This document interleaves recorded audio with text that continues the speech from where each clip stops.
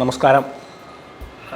കുറച്ച് നാളുകൾക്ക് മുന്നേ ഒരു വൈദിക സഹോദരൻ, ഒരു 45-50 വയസ്സൊക്കെ ഉണ്ടാവും, ഇങ്ങനെ സംസാരിക്കുകയായിരുന്നു.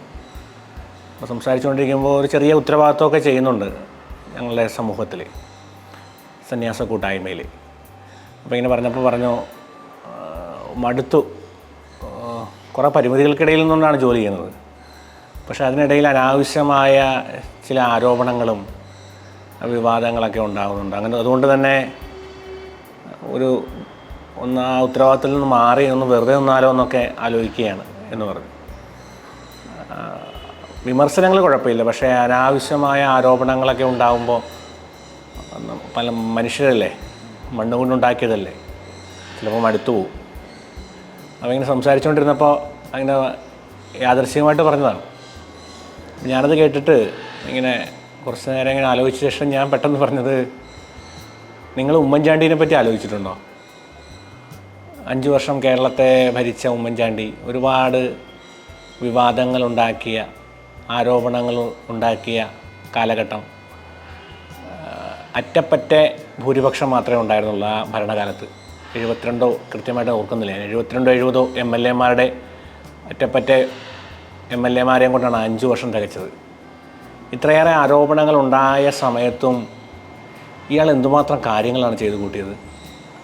കണ്ണൂർ വിമാനത്താവളം, ഞങ്ങളുടെ കൊച്ചിയിലെ മെട്രോ, അതുപോലെ തന്നെ വിഴിഞ്ഞം, അതുപോലെ ഒരുപാട് പ്രോജക്റ്റുകളൊക്കെ കൊണ്ടുവരാനായിട്ട് വലിയ ഉത്സാഹം ഉണ്ടായിരുന്നു ഇയാൾക്ക്. ഈ ആരോപണങ്ങളുടെ ഇടയിൽ ഇയാൾ ഇതിൽ നിന്നും ഒട്ടുമേൽ പിന്മാറിയില്ല എന്നുള്ളതാണ്. അതിനിടയ്ക്ക് ഇയാൾ കൂടെ പറയുന്നൊരു കാര്യം ഉണ്ടായിരുന്നു. ഈ ഉമ്മൻചാണ്ടി പറഞ്ഞുകൊണ്ടിരുന്നത്,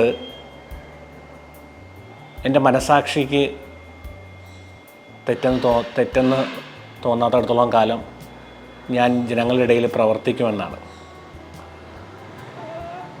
ആരോപണങ്ങളും വിമർശനങ്ങളൊക്കെ ഉണ്ടാകുമ്പോൾ നിങ്ങളുടെ മനസാക്ഷി നിങ്ങളെ കുറ്റപ്പെടുത്തുന്നില്ല എങ്കിൽ നിങ്ങൾ സധൈര്യം മുന്നോട്ട് തന്നെ പോകണം.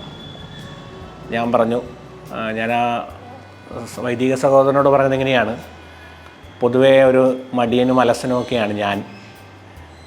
ഞങ്ങളെപ്പോലെയുള്ളവർ ഇങ്ങനെ വെറുതെ മടി പിടിച്ചൊക്കെ ഇരിക്കുമ്പോൾ നിങ്ങളെപ്പോലെയുള്ളവർ ജോലി ചെയ്യുന്നത് കൊണ്ടാണ് ഞങ്ങൾക്ക് കുറച്ചുകൂടിയൊക്കെ നന്നായിട്ട് കഞ്ഞി കുടിക്കാനൊക്കെ പറ്റുന്നത്. കഞ്ഞി കുടിക്കാൻ പറ്റും എങ്കിലും നിങ്ങൾ ചെയ്യുന്ന ആ ജോലിയുടെ ഗുണഫലം കൂടി കൊണ്ട് കുറച്ചുകൂടി നന്നായിട്ട് മെച്ചപ്പെട്ട രീതിയിൽ ഭക്ഷണം കഴിക്കാൻ പറ്റും. ആ കഴിക്കുന്ന ഭക്ഷണത്തിന് കഴിഞ്ഞിട്ട് ഏമ്പക്കോക്ക് വിട്ടിട്ട് വേണം ഞങ്ങൾക്ക് നിങ്ങളെപ്പറ്റി കുറ്റം പറയാനായിട്ട്. അതുകൊണ്ട് നിങ്ങൾ ഏറ്റെടുത്തിരിക്കുന്ന ഉത്തരവാദിത്തങ്ങളിൽ നിന്ന് പിന്മാറി നിൽക്കരുത്. പിന്മാറി നിന്നാൽ ഞങ്ങൾക്ക് ആ കുറ്റം പറയാനുള്ള ഊർജ്ജത്തിന് ശക്തി കുറയും. ഒരു 45 എന്നെ കേട്ടുകൊണ്ടിരിക്കുന്ന നിങ്ങൾക്കൊരു 40 വയസ്സൊക്കെ ഉണ്ടെങ്കിൽ, 40-45 ജീവിതത്തിൻ്റെ മധ്യഭാഗത്താണ് എത്തി നിൽക്കുന്നതെങ്കിൽ നിങ്ങൾ ആലോചിക്കേണ്ട ഒരു കാര്യം ഇത് മാത്രമാണ്. ആയുസ്സിൻ്റെ ഒരു നല്ല ഭാഗം നമ്മൾ ജീവിച്ചു കഴിഞ്ഞു.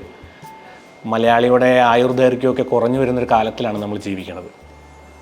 ഒരു 30-35 വയസ്സിന് ശേഷവും നിങ്ങളുടെ മനസാക്ഷിയും നിങ്ങളുടെ ബോധ്യങ്ങളും നിങ്ങളെ കുറ്റപ്പെടുത്തുന്നില്ല എങ്കിൽ നിങ്ങൾ ഏറ്റെടുത്തിരിക്കുന്ന ഉത്തരവാദിത്തങ്ങൾ മറ്റുള്ളവരെന്ത് വേണമെങ്കിലും പറഞ്ഞോട്ടെ, അതിനെ അചഞ്ചലമായിട്ട് മുന്നോട്ട് കൊണ്ടുപോകാൻ കഴിയട്ടെ.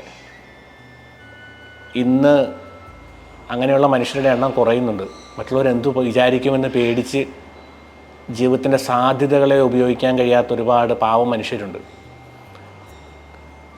കുരിശിൻ്റെ വഴി ചെല്ലുമ്പോൾ അതിലൊരു ഭാഗമുണ്ട്. ഈശോ കുരിശും വഹിച്ചുകൊണ്ട് പോകുമ്പോൾ വേറോനിക്ക ഈശോയുടെ മുഖം തുടയ്ക്കാനായിട്ട്, നിണമാർന്ന ചോരയാൽ ഒലിപ്പിച്ചിരിക്കുന്ന ക്രിസ്തുവിൻ്റെ മുഖം തുടയ്ക്കാനായിട്ട് വരുന്നുണ്ട്.